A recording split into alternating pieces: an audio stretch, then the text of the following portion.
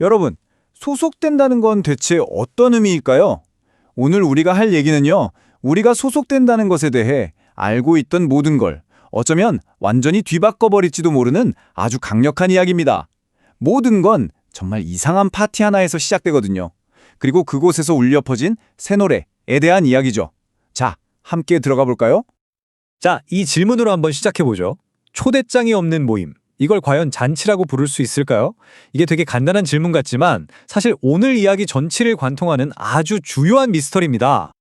이야기의 첫 번째 장면은 바로 자격 없는 사람들을 위한 잔치입니다.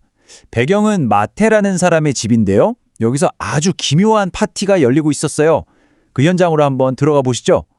마태의 집에서 열린 잔치, 그 풍경을 한번 머릿속에 그려보세요. 게스트 리스트가 정말 기가 막힙니다. 일단 초대장 같은 건 없고요. 당신은 들어올 자격이 있습니다. 이런 심사도 전혀 없어요. 그 자리를 가득 채운 사람들은 누구였냐면 당시 사회에서 완전히 손가락질 받던 세리들, 그리고 대놓고 죄인이라고 불리던 사람들. 한마디로 저런 사람들은 저기 있으면 안 되는데 싶은 사람들 뿐이었던 거죠. 아니 그냥 다 같이 모여서 밥 먹는 게 뭐 그리 대수냐고요? 이 파티가 왜 그렇게 충격적인 사건이었는지를 이해하려면 당시 시대적 배경을 좀 알아야 해요. 바로 노래가 사라진 시대였거든요. 그 시대는요, 정말 기쁨이라고는 찾아볼 수 없는 세상이었어요. 종교적인 규칙들은 아주 빡빡하게 있었지만 그 안에 즐거움은 없었고요.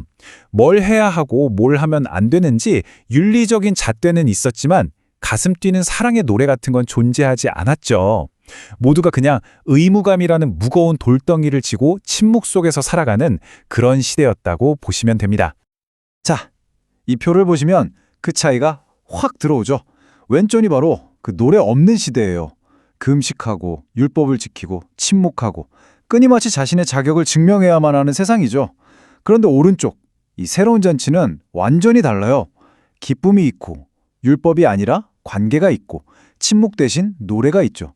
그리고 가장 중요한 건 자격이 아니라 선택이 있다는 거예요. 이 두 세계가 얼마나 다른지 그 충돌이 느껴지시죠?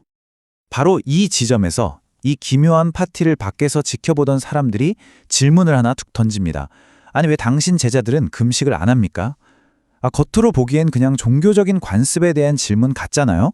근데 이게 사실은 어마어마한 도전장을 내민 거였어요. 이 질문에 숨겨진 진짜 뜻은 뭘까요? 이건 금식을 하냐 마냐의 문제가 아니었어요. 그 속내는 이거죠. 저 사람들이 저 자리에 있을 자격이 있기는 한 겁니까? 이건 소속될 권리에 대한 아주 근본적인 질문이었어요. 다시 말해, 저런 죄인들이 당신과 함께 어울릴 만큼 가치 있는 사람들이라고 생각하세요? 하고 따져 묻는 거나 마찬가지였죠. 자, 이제 이 날카로운 질문에 대한 대답이 나옵니다. 그리고 이 대답이 이 이야기의 모든 판도를 바꿔놓죠. 바로 신랑의 새 노래가 등장하는 이야기의 가장 중요한 터닝 포인트입니다. 예수님의 대답은 이랬어요. 신랑이랑 같이 있는데 어떻게 금식을 하겠느냐. 와, 이 한마디가 질문의 판을 그냥 통째로 뒤집어 버리는 거예요. 금식해야 한다, 안 해야 한다는 규칙의 문제가 아니라 지금 이 잔치의 중심에 누가 있느냐 하는 관계로 초점을 확 옮겨버린 거죠. 여기서 신랑이라는 단어가 정말 중요합니다. 이건 그냥 파티 분위기 좋네 하는 그런 단어가 아니에요.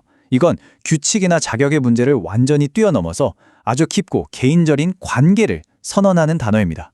이제 모든 논의의 중심이 관계로 옮겨가는 거예요. 그런데 말이죠. 여기서 진짜 엄청난 반전이 기다리고 있습니다. 좋아요. 관계가 중심인 건 알겠어요.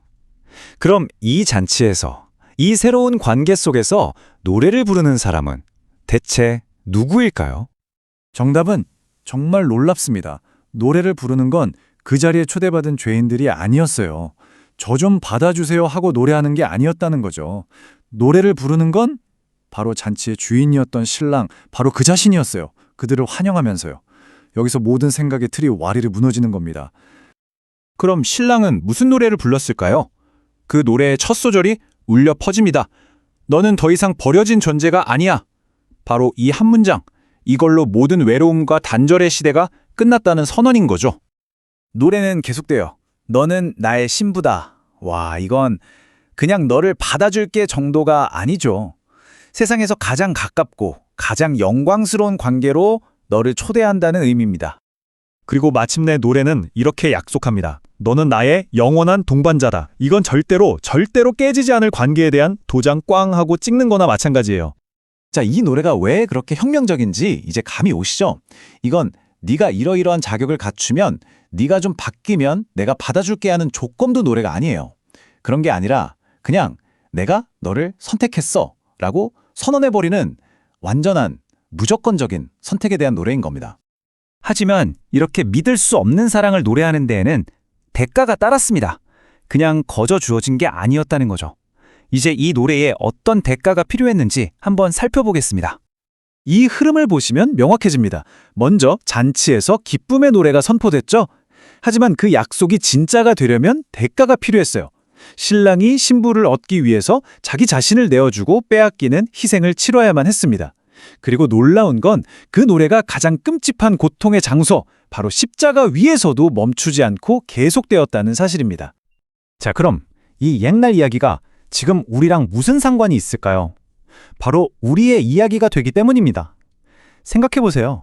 우리는 이 노래를 들을 자격을 갖추기 위해 뭘 한 게 없어요. 노력해서 얻어낸 게 아니라는 거죠. 우리는 그냥 이 놀라운 노래 속으로, 이 관계 속으로 부름을 받은 겁니다. 결국 이 모든 이야기를 한 문장으로 요약하면 이겁니다. 새 노래는 우리가 부르는 노래가 아니라는 것. 죄인인 우리가 부르는 게 아니라 그 죄인을 자신의 신부로 맞이하는 신랑이 부르는 기쁨의 노래라는 거죠. 노래의 주인공은 우리가 아니라 우리를 선택하신 바로 그분이라는 사실입니다. 그래서 이 노래는 시대를 건너뛰어 오늘 우리 한 사람 한 사람에게도 똑같이 선포하고 있는 겁니다. 너희는 나의 신부, 나의 영원한 동반자다라고요. 이건 자격에 대한 이야기가 아니라 선택에 대한 이야기입니다. 그리고 우리 모두를 향한 결코 변치 않을 소속감에 대한 약속인 거죠.